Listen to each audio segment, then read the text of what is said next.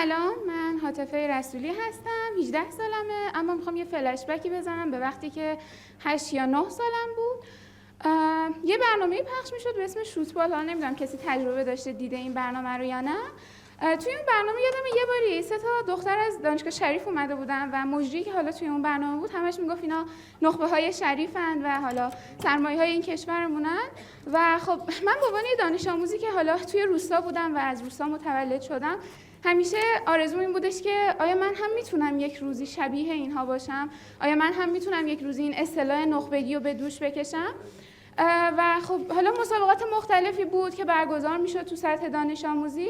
هر بار که میخواستم سراغ یه مسابقه برم و به یه مسابقه فکر میکردم، همیشه این مایندست میومد که حاتفه تو اهل روستایی و نگاه میکردم حالا رقبام رو توی مسابقات که به خیلی از کلاس‌های آموزشی دسترسی داشتن، به خیلی امکانات دسترسی داشتن، ولی خب متاسفانه توی روستا اینها نبود.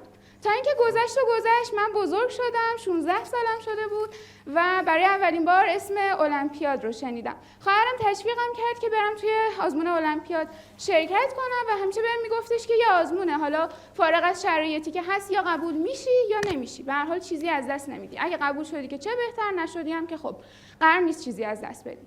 و من با این پیش زمینه رفتم سراغ آزمون المپیاد و بین همه المپیادایی که برگزار میشد المپیاد علوم زمین رو انتخاب کردم. ولی حالا شاید یه نکته‌ای که جالب باشه، من از زمین شناسی متنفر بودم و با این دید رفتم سراغ المپیاد علوم زمین و یادم هیچ انگیزه‌ای نداشتم برای خوندن درسی که ازش متنفرم و با بابام یه قراری گذاشتیم که اگر من مرحله اول رو قبول بشم، آرزوی دیرینم این بود که گیتار داشته باشم و قرار شد که برام گیتار بگیره.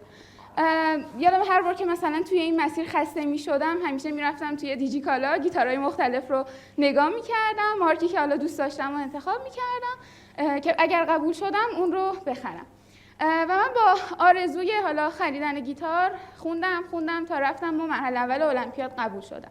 خواستم برم سراغ مرحله دوم، ولی خب از اونجایی که بیشتر شرکت کننده پایه 11 هستن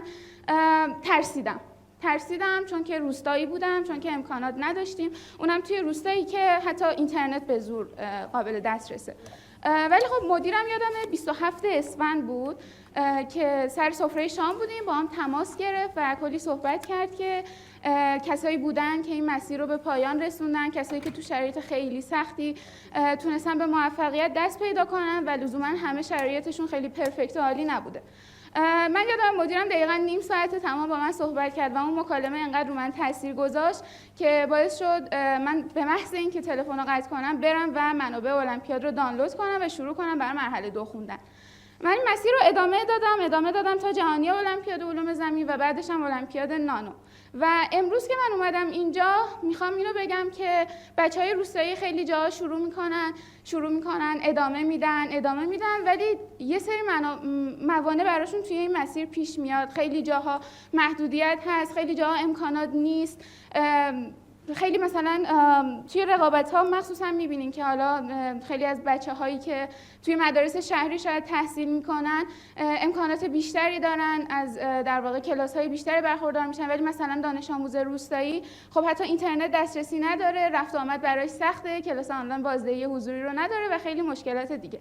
من امروز اومدم اینجا تا صدایی باشم برای دانش آموزانی که توی مناطق روستایی هستن و بگم که امکانات اولویت نیست و روستایی بودن هم محدودیت نیست. لطفاً بیاین همه با هم کمک کنیم تا مشکلات رو برای استعدادهایی که توی روستا هستن کمتر کنیم.